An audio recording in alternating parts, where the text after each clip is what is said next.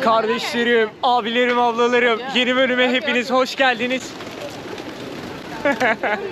Havalı bir giriş oldu. Bugün Malezya'da yaşayan toplumların, halkların kültürlerini, yemeklerini, nasıl yaşadıklarını, inançlarını vesaire konu alan bir bölüm olacak. Vay vay, abilerim şurada tatlılar satıyorlar. Bakalım hemen. Ortalığa girip her şeyi denemeden önce bir like'ınızı, bir yorumunuzu alır. İyi seyirler dilerim. Video başlasın. İlk bölümümüze başlarken Hint mahallelerini, Hint bölgelerini gezerek başlayacağız. Ve geçelim. İlk geldiğimiz yer ise Batu Caves, yani Batu mağaraları. Burası abi Kuala Lumpur'dan yaklaşık olarak 15 kilometre uzaklıkta. Bizim kaldığımız yere, Chinatown'a ise 20-25 dakikalık bir mesafede. Berko gene townlar, caves'ler falan havada uçuşuyor çünkü bu kelimeleri öğrenmek için cambly.com'a giriyorum. Dostlarım, dünyayı gezerken farklı kültürdeki insanlarla tanışıyorum. Hem hikayelerini dinliyorum hem de anlatıyorum. Cambly ile yepyeni bir deneyim, grup dersleri. Son katıldığım grup dersinde hem bol seyahat konuştuk hem de pratik yaptık. Grup derslerine katılarak ana dili İngilizce olan eğitmenlerle ve dünyanın farklı yerlerinden kendi seviyendeki kişilerle bir araya gelip pratik yapmanın tam zamanı. Grup derslerini kendi ilgi alanınıza göre seçebildiğiniz için hem akıcı hem de eğlenceli geçiyor.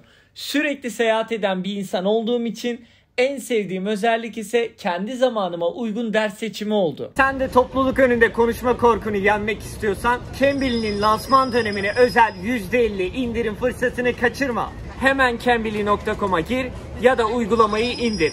İngilizce konuşmaya bugün başla. Belki herhangi bir filmde, bir televizyon programında, internette illaki bu heykeli görmüşsünüzdür. Girerken abi burada bak yasak olan şeyleri söylemişler. Köpek, sigara içmek, şort, tükürmek, koşmak, mini etek. Bunlar burada yasaklı olan şeyler. Sen ne yapıyorsun burada ya? Bir şey demediler bana. Fakat ablaları falan direkt çeviriyorlar. Belki sadece kadınlar içindir bu kural. Şimdi tek tek bu dik merdivenleri çıkmaya başlayacağız yukarı doğru. Toplam 272 tane basamak var. Bu mağaradan da dünyada 10 tane varmış. 6 tanesi Hindistan'da, 4 tanesi de burada Malezya'da yer alıyor. Şu merdivenleri de UNESCO'dan izin alınmadan boyadıkları için UNESCO'nun listesinden burayı çıkartıyorlar abi. 2018 yılında falan boyamaya başlamışlar. 2888, 2880, 2900, 901, 92, 93. Zor değildi ya. Şununla birlikte 272 tane basamak varmış. 272 basamağın sonunda bu mağara tapınağının içerisine geliyoruz. Mağara tapınağının olayı da şu. Malezya'daki Tamil Hindu topluluğunun lideri olan, ismini şuraya şöyle yazıyorum abimizin. 1891'de mağaraların içine bir tapınak inşa etmiş. Yani o mağaralar burası oluyor. Batu Caves mağarası 400 milyon yıllık kireç taşlarından oluşuyor. Tapınak Lord Murugan'a adamak için oluşturulmuş ve şu anda Malezya'nın en ilgi çeken yerlerinden birisi. Ve burası bir Hint tapınağı. Geldiğimiz bu Hint tapınağı ise Hinduizm inanç sistemine giriyor. Nedir abi Hinduizm? Çok kapsamlı inanç ve yaşam felsefesinin toplamıdır. Hinduizm Hindistan, Nepal ve Bangladeş'te yaygın. Hinduizm ise kökenine isminin de aldığı gibi Hindistan'a dayanıyor. Bu dine mensup kişilere Hindu denir. Hindular inançlarını bir yaşam tarzı ve yolu olarak benimserler. Şu anda ise dünyada Hinduizm inancına inanan 1 milyardan fazla insan var. Fare tapınağından tutun ki mağara tapınağına kadar değişik böyle Hinduizmin inanç sistemi var. Farklı bir kültür, görmek gerekiyor. Hindular yaşam ve ölümün sürekli birbirini takip ettiğine, yani reenkarnasyona inanıyorlar. Din öğretmenlerine ise Hinduların guru deniyor. Onların inançlarında büyük önem taşıyorlar ve felsefeleri tamamen farklılık gösterse de Hindular birlikte dua eder ve birlikte kutlama yaparlar. Yani kısaca Hinduizm için şöyle bir özet kullanabiliriz. Sadece tek bir dinin geçerli olmadığı, bütün dinlerin Tanrı'ya ulaşmada çeşitli yollar olarak kabul edilmeleri gerektiğine inanıyorlar. Ne satıyor abimiz böyle ya? Ayrana benziyor valla. Hello.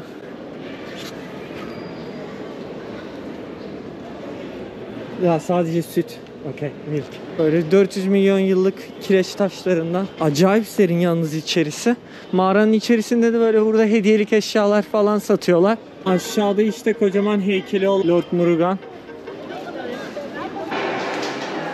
Şöyle bir tapınak kısmı var. Buraya girerken ayakkabıyla girmiyormuşuz. Ayakkabıları bıraktık. Çorapları da alalım. Ana tapınak diyor burası.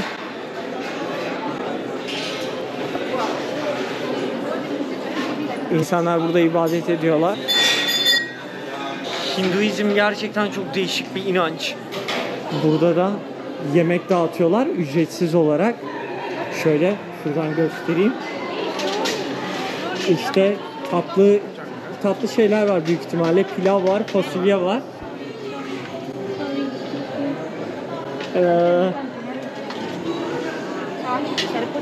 Böyle gelen isteyen insanlar gelip buradan yemek alabiliyorlar.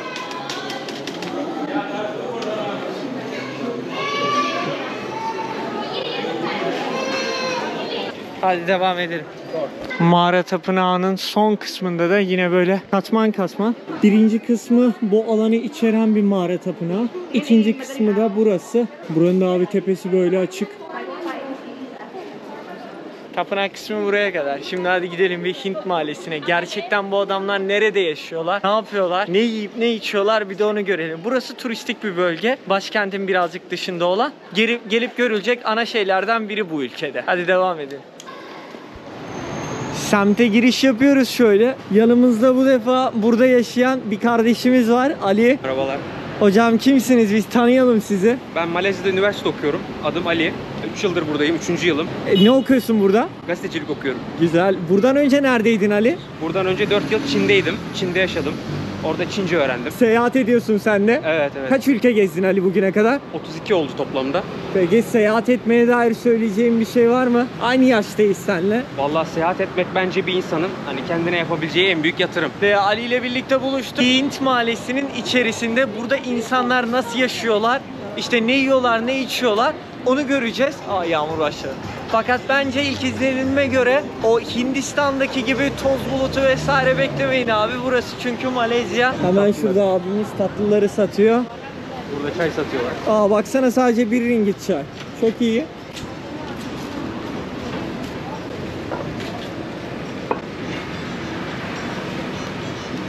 Güzel şeker kamışlarını temiz. Ben bir kere Hindistan, 2 kere de Pakistan gördüm. İkisi aynı kültür, birbirlerine çok yakın ama Malezya'daki Hint mahallesi olayı harbiden bambaşka duruyor.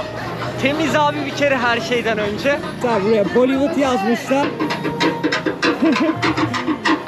Galiba o kadınların kullandığı kıyafetler.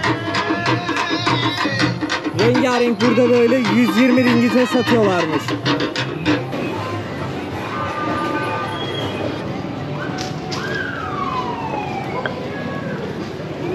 Abi şimdi yemek yiyeceğimiz yere geldik. Vejetaryen ol, sağlıklı bir vücut için, sağlıklı bir akıl için ve ruh için diye. Girelim bakalım menüde neler var. Restoranın içerisi böyle bir yer.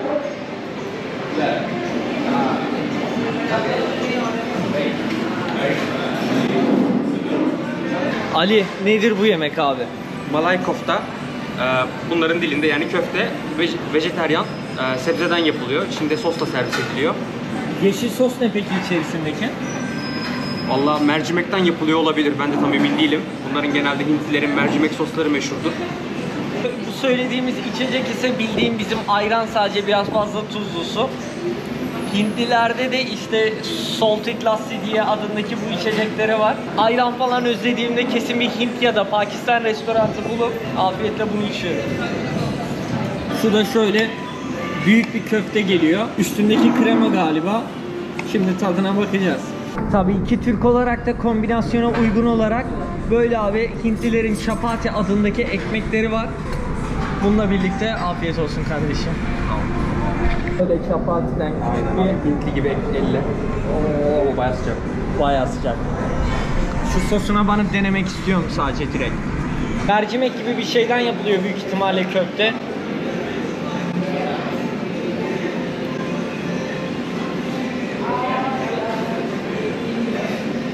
Çok iyi. İnanılmaz iyi. Sos çok iyi özellikle.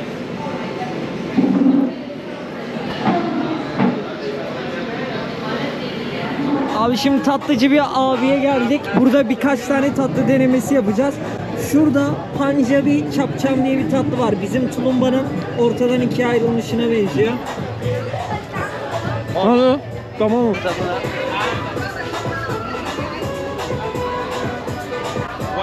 Ne çok şekerli, ne çok kuru. Fena değil. Biz şundan aldık. Tadı gayet güzel. Thank you very much. Acayip temiz ya ortam. Hani böyle Hint mahallesi deyince hiç şey görünmüyor. Baksana gene burada da başka bir restoran. Yine turistler falan da var çünkü. Benim ama Malezya'da gezerken dikkatimi çeken bir şey var. Hintliler özellikle restoran, güvenlik ve temizlik işlerinde çalışıyorlar. Doğru mudur? Doğru. Başka çalıştıkları bir kurumlar tabii ki iş adamı olan da vardır. Tabii ki plazada çalışanlar da vesaire. Fakat genel gözlemlediğim olay bu. Ve Ali şöyle bir olay var. Neredeyse her restoranda işte Çinlisi, Malayı, Hintlisi kesin çalışıyor oluyor. Bu bir kanuni zorunluluk mu yoksa? Değil. Sadece milletine bakmıyorlar. Süper abi. Süper olay. Aynı zamanda da herkesin o gerçek değil mi Ali? Herkes ana dilinde eğitim alma olayı. Tabii hem Malayların hem Çinlilerin hem de Hintlilerin kendi okulları var. Bu da bugün bulunduğumuz bölgelerden biri olan Hintlilerin mahallesi. Yani buraya işte Küçük Hindistan diyorlar. İşte Asya'nın abi en hazırlıksızlık yakalanan olayı bu. Nerede ne zaman yağmura yakalanacağını bilmiyorsun. Sabah evden şortla çıkarken tüm gün boyunca yağmurlukla da gezebilirsin. Yağmur başladı. Gidelim. Bugün artık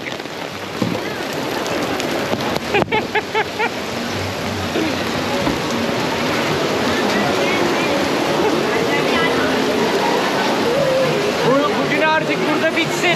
Yağmursuz bir günde yarın devam ederiz. Yapacak bir şey yok. İkinci gün başlıyor bu defa. Ali nasılsın? İyiyim, sen nasılsın? İyiyim. Yağmur bekliyor muyuz bugün? Dün kısa sürdü. Yok, bugün yağdı. Tamam. Şimdi bugün nereye geldik abi? Bugün nasi kandar yemeye geldik. Malezya'nın milli yemeği. Görüyoruz hemen böyle. Malezyalı ustalar bugün burada şifa dağıtıyorlar. Dün Hintli ustalar şifa dağıtır diye bekledik. Ama Hint yemeği inanılmaz temiz, çok güzeldi. Ay bro. Yemekler şu şekilde görüldüğü üzere full abi belli köri sosu, acılar uçuşuyor. Yanık tavuk gibi bir şey var ya orada. Üç dilde de yazmışlar. Hem Malayca, hem Çince, hem İngilizce. Neredeyse her yerde, her şekilde insanlarla İngilizce anlaşabiliyorsunuz. İletişim kurmaya dair, bir şeye dair herhangi bir sorun olmuyor Malezya'da. Şunun görüntüsü itibariyle sanki şırdana benziyor gibi şuradaki yemek.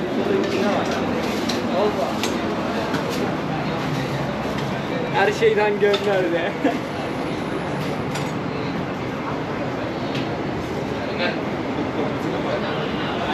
Da, for her.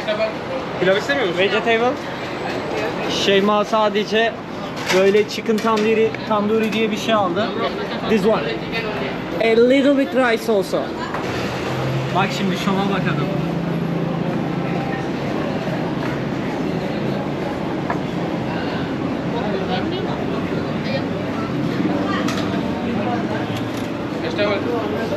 No thank you.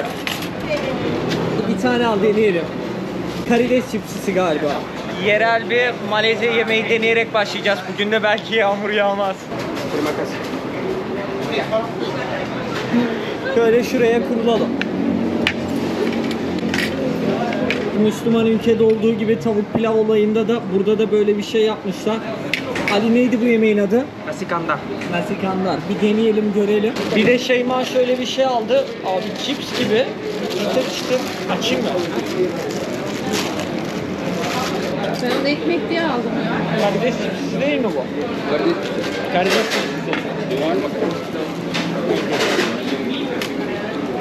Tadına bakıyoruz. Nasi kandarın. Çok tavuk tüketiyorlar burada. Acayip. Evet. Bismillah.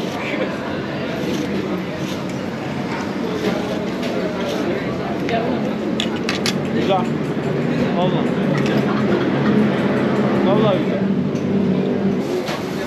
Yeah, YouTube. I'm a YouTuber. Sure. Berko. B Wait just a minute. Okay. Kanala manuel abone yapma işlemi burada da devam ediyor. Fakat burada da şey olayı var. Aa bak Berko uyduruyorsun diyeceksiniz. Şeyma yanımda, Dündali yanımda. Burada da İsa'ya benzetme olayı, Hazreti İsa'ya benzetme olayı burada da tam gaz hızıyla devam ediyor.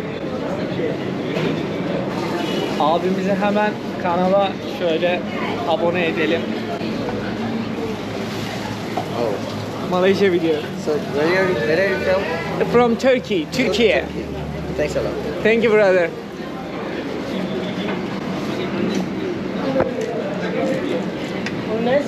Burada da abi yine Hazreti İsa'ya benzetme olayı son gaz devam ediyor. Şeydeki amca nasıldı Çin pazarındaki? Şoka girdi. Arkadaşlarını falan çağırıyordu böyle. Şey yapıyor diyor ki İsa bu, İsa bu, Jesus bu, Jesus bu diye. Hadi afiyet olsun.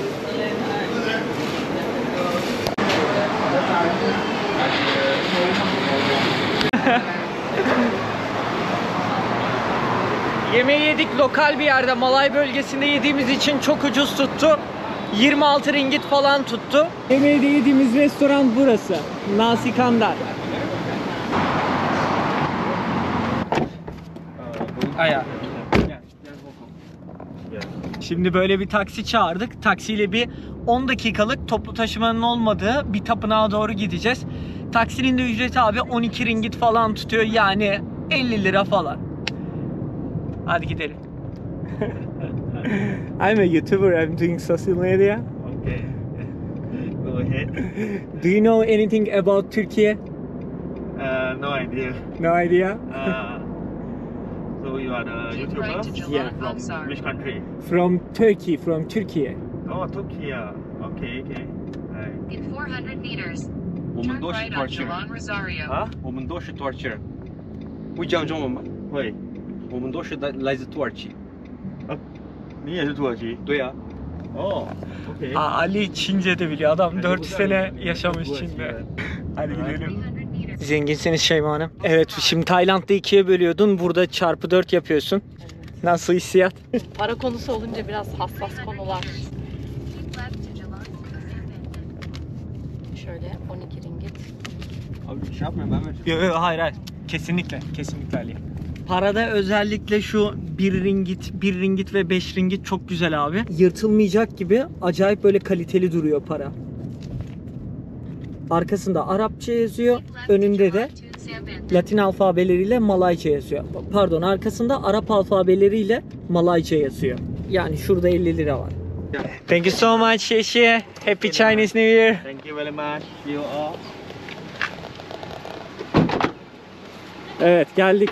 İnsanlar gerçekten kibar. Milletine bakmazsızın kibarlar, gülümsüyorlar. Nereye geldik? Çin Tapınağı'na, Tianho Temple. Kuala Lumpur'daki en büyük Çin tapınaklarından bir tanesi. Bu bölgede ağırlıklı Çinliler mi yaşıyor? Kuala Lumpur'un %45'i Çinli. Yarısına yakını Çinlidir şehrin. Malezya genelde de %25'tir Çinlilerin nüfusu. Bu da bunların en büyük tapınaklarından bir tanesi. Az önce şoförün de dediği gibi bir hafta sonra Çin yeni yılını kutlayacakları için şimdi burayı süslemişler böyle kırmızı fenerlerle. Zaten bir hafta sonra da burada dediği gibi gösteri olacak. Şimdi de bir sürü insan zaten tapınağa ziyarete geliyor Çin yeni yılı vesilesiyle. Bölge bölge Çinlilerin, Hintlilerin, Malayların yaşadığı yerlere ibadetlerini, işte nasıl yemekler yediğini, hangi bölgelerde yaşadığını bunları anlatmaya çalışacağız bu videoda. Çinlilerin çoğu da abi Budizm inancına sahipler. Budistler. Burası da bir Budist tapınağı. Aynı zamanda Çin'de de milyonlarca yaşayan Müslüman da var. Doğru. Ama Çin'in buradaki- neresinde yaşadın Ali? Ben Şanghay'da yaşadım. Nasıldı oradaki yaşam senin için? Orası tabii büyük şehir. Çin'in en büyük kenti. Asya'nın en büyük şehirlerinden bir tanesi. Dolayısıyla orada yaşam çok hızlıydı. Tabii stresli bir yaşam. Kalabalık. Malezya daha rahat. Yani burada da yine aynı Asya kültürü var ama yine Çin'e göre ben buranın daha rahat olduğunu düşünüyorum. Süper abi, harika. Eğer bu videoyu izleyip buraya gelmeyi düşünen iş öğrencileri vesaire oluyor, önerir misin Malezya'yı? Kesinlikle. Yani Asya'da eğer bir dönem bir yerde yaşamak istiyorsanız ben kesinlikle Malezya'yı tavsiye ederim. Hem konumu olsun buradan diğer Asya ülkelerine gidiş hem de yaşam standartları, yaşam şartları olsun. Kültürel çeşitliliği kesinlikle Malezya'yı tavsiye ederim. Malezya'ya dair şöyle bir avantajımız var. Turist olarak buraya gelmek isteyen Türkiye Cumhuriyeti Devleti vatandaşlarından 3 aya kadar vize istemiyor Malezya. Hadi girelim tapınağa. Sanırım bir abimizle ablamız evlenmişler. Girelim mi? Hello bro. Thailand. We are in Malaysia, bro. Where are you from? Malaysia. Malaysia, okay.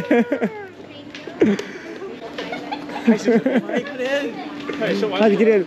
Şeyma nerede? Gördüğünüz gibi Selangor ve Federal Bölgeler Hainan Birliği yazıyor. Buradaki Malezya'daki Çinlilerin önemli bir kısmı Hainan ve Guangdong bölgelerinden, yani Çin'in güneyinden, Vietnam'a yakın bölgelerden göç etmiştir. Çoğu zaten Güney Çinlisi. Burada da yine kendi organizasyonlarını devam ettiriyorlar. Peki Ali, Çinliler Güneydoğu Asya'ya yani Malezya'ya buraya nasıl geldiler? Yani Çin'de tarihte tabii bildiğiniz üzere karışıklık vardı, savaşlar, fakirlik. Çin'deki o karışıklık döneminden, orada kaostan kaçmak için birçoğu buraya hem daha iyi bir yaşam için, çalışmak için geldiler. Çok eski zamanlarda 500 yıl önce gelmiş olanları da var. Hepsi aynı anda tek seferde gelmiyor. 500 yıllık bir süreç içerisinde parça parça geliyorlar. Ali şimdi özellikle Çin'de ve burada uzun süre yaşadığı için bölgeye çok hakim, buraya hakim. Yani sadece adam burada gününü geçirip okula vesaire gitmemiş, buraları gezmiş. Kendisi de 30-32 tane ülkeyi ziyaret etmiş. Eyvallah. Ve şu biraz önce gördüğümüz gelinle damat da Çinliler abi evlenince tapınağa geliyorlarmış böyle. Hani Hristiyanların kiliseye gitmesi gibi. Allah Şeyma'yı bekliyoruz içeriye girmek için, o yüzden giremedik hala. O da bizi bekliyor. O da bizi mi bekliyor? Hadi Şeyma girelim. Her yeri böyle süsleyip kırmızılarla çevirmişler. Çünkü Çin yeni yılı geliyor. Çok güzelmiş be tapınak. Tianho Temple. Ali ne demek Çince? Tianho Tapınağı demek. Tianho tapınağın ismi. Ha, tamam. Tian gökyüzü demek, Ho arkası demek. Gökyüzünün arkası tapınağı anlamına geliyor. Görelim abi içeriği.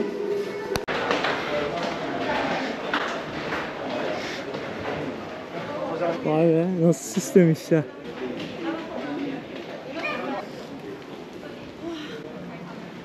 Diğer tüm Asya ülkelerindeki gördüğüm tapınaklara göre daha farklı burası. Çünkü hani Çin mimarisinde yapılmış olan bir tapınak. Kıpkırmızı böyle. Buraya böyle tütsü gibi şeylerle bakın insanlar ibadet ediyorlar.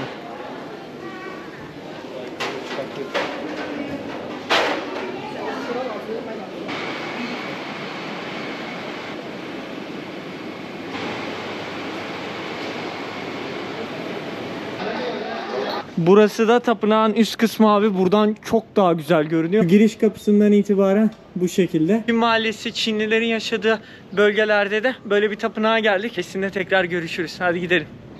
Şimdi Hint Mahallesi'nin böyle Hindistan, Pakistan, Nepal vesaire oralarda çok tüketilen bir sokak yemeği var. Panapuri. Nasıl yapıldığını hemen görelim. Muhteşem hijyenik buradaki Hintli abilerimiz. Bak, bu çıtır şeyi alıyor. Parçalıyor bunu. Need potato, İçine birazcık patates. chili, onion, Okay. mixture. And what is this? Mint water. Mint water. Mint water. Naneli su varmış bunun içerisinde de. Sadece bir tane aldık. Çünkü kokusu biraz fazla ağır. Hoppa. Denedin mi daha önce? Denemedim. Bunu sen dene. Ben tatlıyı çok beğendim. Tatlıyı Ben daha önce denedim denedim ama sen dene. Olsun sen dene. Hadi deneyin biriniz daha. Ben daha önceden bunun yüzünden mide elveda demiştim Pakistan'da. Burada Afiyet demezsin. olsun. Go go go. You just ask them. No, I just want to ask them. Böyle bildiğin ağızda bomba gibi patlıyor. Acılı. Thank you so much brothers. Burada da abi tatlılar var yine sıra sıra. Indian. Her şey acayip temiz. I have been in India, Hyderabad. I know jalebi. I eat jalebi. India, Hyderabad. Hyderabad, yes. Very delicious. Thank you so much guys. En gülümseyenlerin arasında ise Malaylar ve Hintliler yer alıyor. Malaylarla Hintliler acayip şeyler. Herkes öyle. Little India, Brickfields. Hintliler burada en az yaşayan 3. son milletler değil mi? Üçüncü.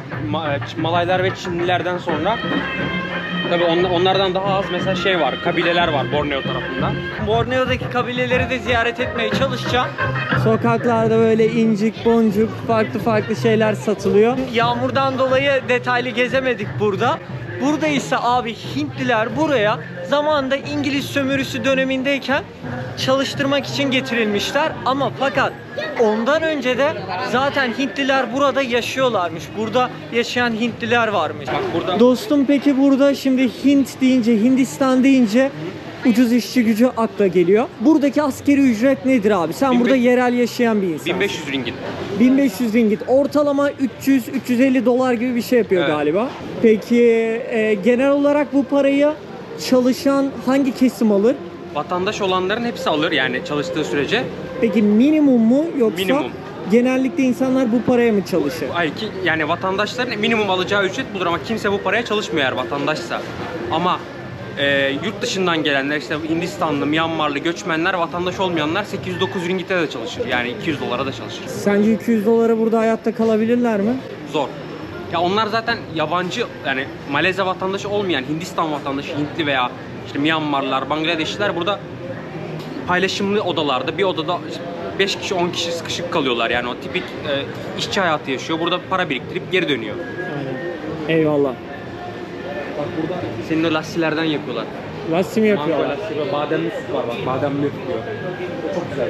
Severiz ya lassi. Devam edelim.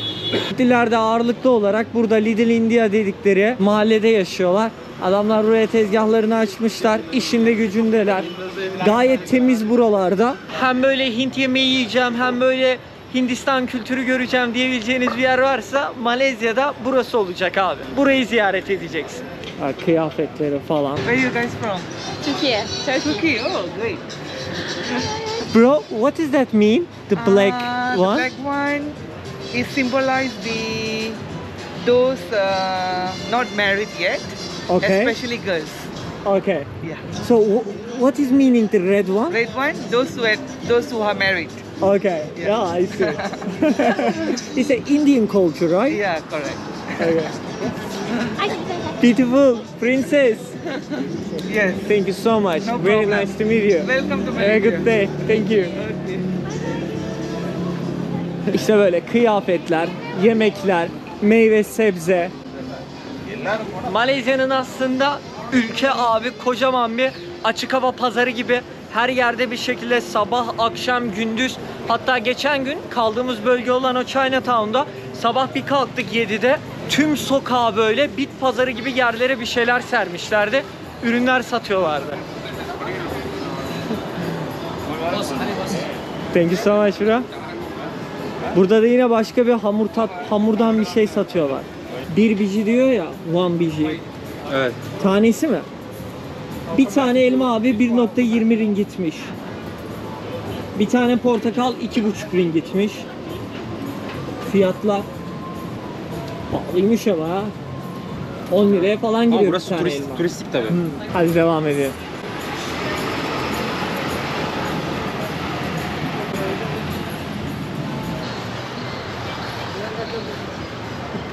Ne kadar pahalıya satıyorlarmış ama. 70 ringgit. Ne bu? Bunlar böyle sarı giyiyorlar ya Hintli kadınlar. Üst yerleri. Üzerine de böyle kumaş seriyorlar. You need place. No, I have place. I have in Chinatown.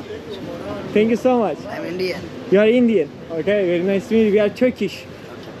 Thank you. Şeyma sen Hindistan'da yaşamıştın değil mi? Evet, Haydarabad'da pazardan böyle o zamanın parası 100 rupiye falan almıştım herhalde. Çok ucuz almıştım şu büstiyerlerin aynısını. Şimdi Şeyma'nın abi Hindistan'dayken yediği sürekli bir tatlı varmış. İsmi neydi? Ya ismini tam hatırlayamıyorum, uzun zaman oldu ama böyle Semya mı? Semya öyle bir ismi vardı. Burada farklı da nitelendiriliyor olabilir çünkü Hindistan'da çok farklı diller konuşulduğu için belki Telugu diline ait de olabilir o söylediğim tatlı ismi. Ama benzeri burada varmış. Gidelim bulalım. Nasıl ismiydi? Bu mu? What's its name? This one, Kalakan Singh Park. Fresh.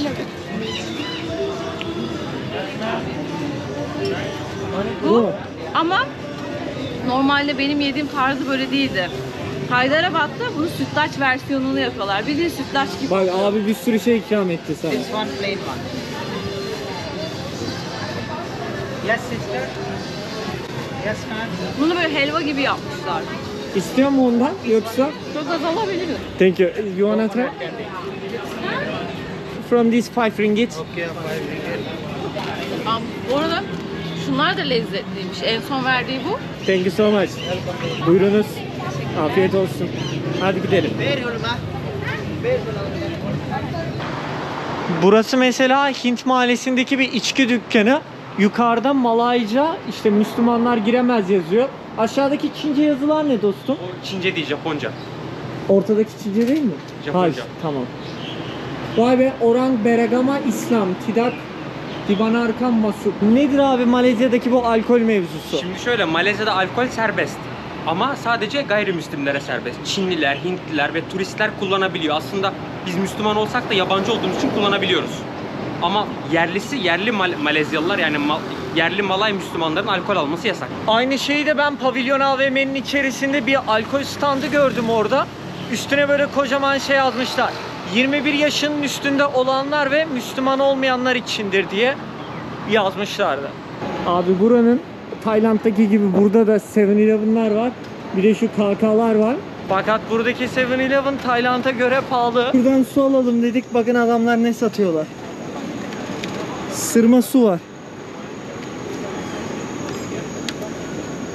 Türk markalarından da en çok Torku'nun abur cuburları var. Torku'nun çikolataları var. 2 ringgitmiş yani 8 lira falan, 8,5. Bak burada da yine alkolle ilgili ibare burada da var. İslam dininden olanlar ve 21 yaşından küçükler alamaz diye. Hani İslam dininden olanlar Müslümanlar derken buradaki yerel yaşayan Malaylar için geçerli bu kanun. Buraya gelen dışarıdan Müslüman olup işte turist olanlar için geçerli değil. Devam ediyoruz. Hayır. Şimdi Malezya'daki Müslümanların yaşadığı bölgelere doğru gidiyoruz. Gitmeden önce şimdi yolda şöyle bir şey gördük abi. Proton marka bir araç. Araç şöyle özetle. Malezya'nın kendi üretimi olan bir araba bu. Proton. Ama fiyatlar pahalı. Biraz önce o taksici abiyle konuştuk falan. Minimum diyor 28.000 dolara var. En ucuzu açılan. Kendi üretimi olmasına rağmen pahalı. Bizim TOG ne oldu o işler? TOG seri üretime geçmemiş hala. 2025 diyor. Şimdi dostlar geldiğimiz bölge ise Mescid India adında bir yer. Bu taraf ağırlıklı yoğun olarak Malaylar burada yaşıyorlar. Ve Hintli Müslümanlar, Pakistanlılar, başka ülkelerden gelip burada yaşayan, çalışan Müslüman kesimi bu tarafta yaşıyormuş. Pazar kuruluyor abi burada. Ne ararsan eşyaları burada satılıyor. Şu fanları herkes kullanıyor. Hava çok sıcak çünkü böyle kızlar falan hep böyle elinde bu fanla geziyorlar. Çantalar satılıyor. Terlikler, onlar bunlar. Ayakkabılar, Converse'ler. Zamanında Columbia'da çalışıyorken ne sattım bunları ya? 3-4 tane markası vardı şirketin. İşte Converse, Columbia. Mescid India, Hindistan mescidine doğru gideceğiz. Ali burada net bir şekilde Müslümanlarla ilgili belli başlı kanunlar ne abi? Bildiğin. Müslümanlar için alkol tüketmeleri yasak. Ramazan'da oruç tutmaları yani zorunlu. Oruç tutmamanın yerli Müslümanlar için, bizim için, yabancılar için değil de oruç tutmamanın cezası, para cezası var oruç tutmamak için. Onun dışında kadınlara örtünme zorunluluğu yok ama örtünmeleri tavsiye ediliyor. Şöyle bir şey olabiliyor bazen. Normalde örtünmeyen bir Malay kadın bile devlet tarafından tavsiye edildiği için veya aile tarafından, yani baskı demek istemiyorum ama bir şekilde örtünüyor. Mesela bizim okulda derse gelirken örtünen ama dışarıda örtünmeyen kızlar var. Anladım. Burası da Mescid India. Mescid India burası. İçeriye şimdi girip görelim. Bu bölümde en kısa Malay Müslümanların hayatını tutuyor olacağım. Çünkü zaten gelecek bölümlerde gideceğimiz her yer ağırlıklı olarak Malayların yaşadığı bölgeler olacak. Ali son bir soru daha. Sen burada kaç yıldır yaşıyordun? 3. yılım. Hiçbir problemle karşılaştın mı? Hiç. Çok sorunsuz, sıkıntısız bir ülke. İnsanı güler yüzüdür. Malayı olsun, Çinlisi, Hintlisi olsun. Hep güler yüzüdür. Hep insanlar iyi yaklaşırlar. Yani hiçbir sıkıntı yaşamadım yani 3 yıldır. Hiçbir Eyvallah. şey gelmedi başıma. Eyvallah. Selamünaleyküm. Hadi girelim görelim bir şey. Kıyafet uygun değil. Ben gireyim. Gezerken de abi ben sürekli çantamın içerisinde böyle bir şey taşıyorum. Bu kullandığım üzerimdeki şort aynı zamanda pantolon oluyor. İşte camiye giderken veya dini bir yerlere girerken kapatılması gerekiyorsa bacaklarının bu şekilde kullanıyorum bunu. Göstereyim hemen. Kolunun burasında böyle fermuarlar var. Bangladeş'ten almıştım bunu. Hem böyle şort olabiliyor hem de pantolon oluyor giydiğinde.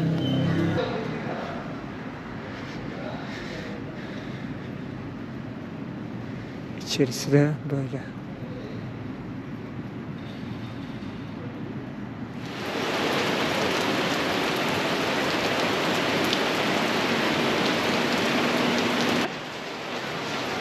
Apa namanya? Baju Melayu. Bacı Malay. Bu Malay gömleği demek. yani böyle bir Malay erkeğinin kıyafeti oluyor. Evet. Kullandı. Yine şunlar da şöyle 110 ringgite satılıyormuş. Gömlek. Başka? Do you have any traditional clothes for women? For women? No. Ini songkok ya? Bu da songkok dedikleri geleneksel Malay başlığı. Onların fesi gibi. Abi sen Malayca da biliyorsun. Biliyorum. Helal. Bu da öyle, bu da kullandıkları şapkalarıymış. İlginç. Boleh cakap, boleh. Saya tinggal di sini. Dari Turki. Türkiye. Burada da böyle hemen caminin karşısında işte yerel Malay kıyafetleri vesaire satıyorlar. O dükkanlardan biri. Terlikleri beğendim ama. Güzel duruyor. Abi yağmur yağdığı için buraya saklandık. Yağmur bugünümüzü de bitirdi böyle. Ansızın bereket yağsın. Yağmur adam Berko buraya da getirdi yağmuru. Biraz İngilizce konuşabiliyorum ama yurt dışına çıkınca konuşmaktan çekiniyorum diyorsan Cambly'nin lansman dönemine özel %50 indirim fırsatını kaçırma. Gelecek bölümde görüşmek üzere. Şimdilik hoşça kalın.